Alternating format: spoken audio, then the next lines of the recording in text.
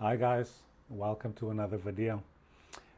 Thank you for those who subscribed and special thanks to those who commented. It is much appreciated.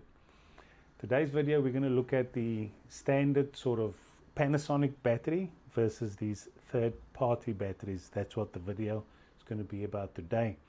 And if you stay till the end, I've sort of done some research around how we can save battery life and just make sure we're not wasting battery during a vital shoot. So as you well aware, I'm doing these field trips. That's what prompted me to get a battery, and that's what also prompted me to get this video out, because I'm sure a lot of people are wondering about the feasibility of third-party batteries. So when it comes to these third-party batteries, I've used Wasabi batteries in the past with my Panasonic Lumix G7, and this is my findings. They've mostly been fine. A couple of times when I've put them into the camera, I've gotten a message saying this device does not recognize your battery, or something along those lines. Then I've simply popped the battery out, put it back in, and it's worked fine. The obvious difference in my opinion was that the battery didn't last as long as the standard Panasonic battery, but I had two of them plus the standard battery, so I had sufficient battery for what I was doing. In fact, I found 3 batteries to be in excess. I wasn't doing that much shooting, and you tend to go through batteries a bit more when you're doing video. So that was sort of my experience with the Wasabi batteries. On this particular instance with the G9, for some reason I didn't consider the Wasabi. I did some research and another battery make popped up, a new mower, I think it's called, yep. And you can judge for yourself. If you click on the links below, it'll take you to Amazon and you can see the reviews there.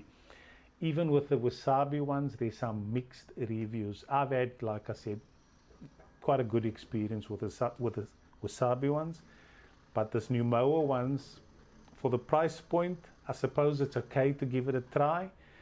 But some of the comments or feedback was, anywhere from the camera just randomly switching off, as mild as that, to the actual battery melting in the camera, which is way more severe. So when you read those sort of reviews and the extremes that it can happen, I thought, look, with the G9 I'm just going to get a sort of native Panasonic battery. So it's actually one of those things that when it comes down to it, you got to do your own research and make your own decision. I've made mine with the Panasonic G9. I've just gone with a native standard Panasonic battery. I'm sure the Wasabi ones would be quite fine. Don't have any experience with the new mower ones, but my advice would be, if you're thinking of third-party batteries, just read some reviews up on it. Check the standard safety features that it comes with. And I mean, obviously consider price and the value proposition, because the last thing you want is something as extreme, which, if you read the reviews, has happened. The battery is literally melted in the inside of the camera, which is not good. So as I mentioned in the beginning of the video, I'm going to run through some tips to keep our battery life going longer. According to Panasonic, we should get between 360 to 400 photos per battery charge, which is more than sufficient for what I'm doing. And as I mentioned, I was forced to get one because I'm starting these field trips. And incidentally, on the topic of those field trips, I've created a special playlist where I'm going to be showing all those field trips. I've done 2 so far, and the second one will be posted shortly. So check those out. Now, one of the tips I can give when it comes to battery is I would recommend having 2 and then rotating those every single time, so that each one gets an even use. Because something in the lithium, the more it charges, the more it activates, and the longer it holds charge. So don't just keep using one all the time and I think this is my spare one. Rotate those batteries. Second thing to consider, second tip, is the Lumix G9 is packed with features, some of which we don't have to use.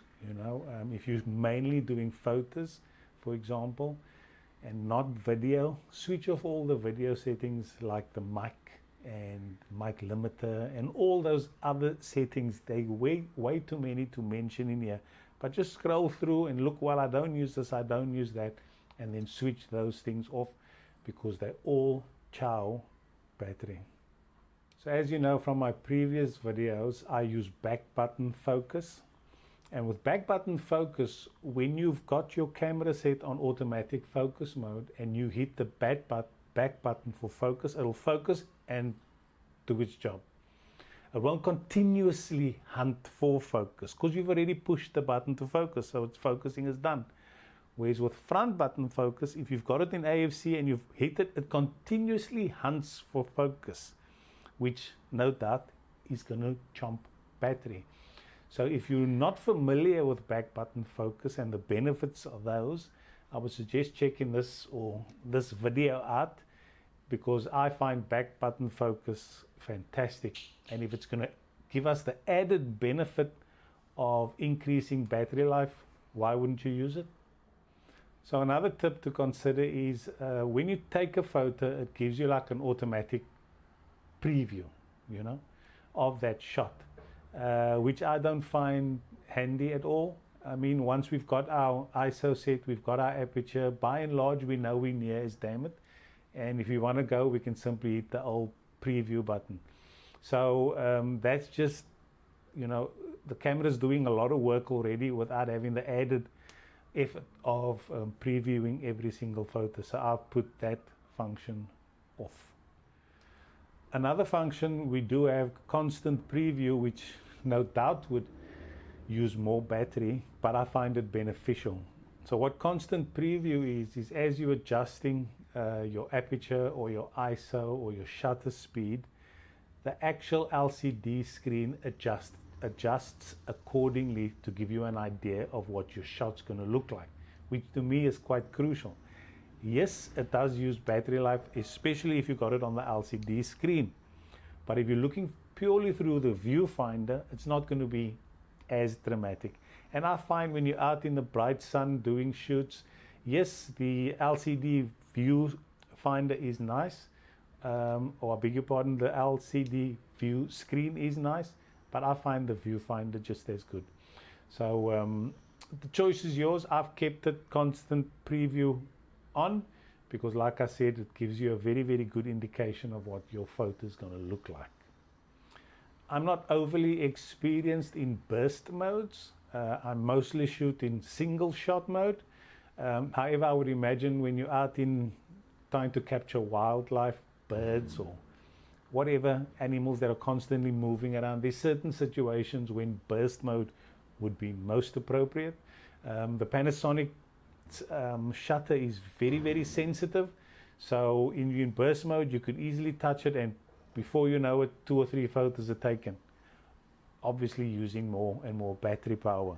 So unless essential and the situation absolutely calls for it, stick to single mode shot and then flip to burst mode as and when required. I touched on the rear LCD screen, which does give you 3 settings. One is you can have it on all the time. 2, you can have it on, right? But the minute your eye goes up to the viewfinder, it switches off, or you can have it off completely. You can even close it in its entirety. But I would imagine the LCD screen would be one of those functions that would certainly chew up a large portion of the battery. So make sure you're only using that, or using it as best you can in whatever situation you find appropriate, because like I said, she chomps up battery. Alright guys, to summarize this video, my advice would be you need at least 1 spare battery. That choice is going to then come down to whether you want the native Panasonic, which is a little bit more expensive, but probably the safer option, which I went with in this particular case. Like I said earlier, I have had some experience with the Wasabi. No experience with this new mower. I think the Amazon site in the States says they're out of stock, and there's mixed reviews on both the Wasabi and the new mower. So the choice is yours at the end of the day. Read your reviews, do your homework, do your research, and then make an informed decision.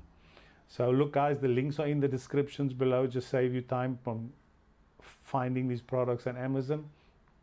And yep, if you found the video handy and helpful, please hit the old like button and subscribe. Don't forget to check out the playlist where I go through. At the moment, I'm just focusing on kit lenses and what they can do out in the field. I've done 2 field trips so far. Once I've explored the kit lenses in its entirety, I'm going to invest in a more of a pro lens, either the Olympus or the Leica, not quite sure yet, and then also do some field trips using that lens. So as the name implies, guys, of this channel, it is Aperture to Zoom, where I'm going to unpack in its entirety everything from Aperture to Zoom, so that we can learn this in a nice, progressive, easy, relaxed way, and get to know our cameras, grow our skills, and ultimately become better photographers, better videographers, and capture this beautiful planet of ours. All right, guys, over and out. Catch you in the next one. Bye-bye.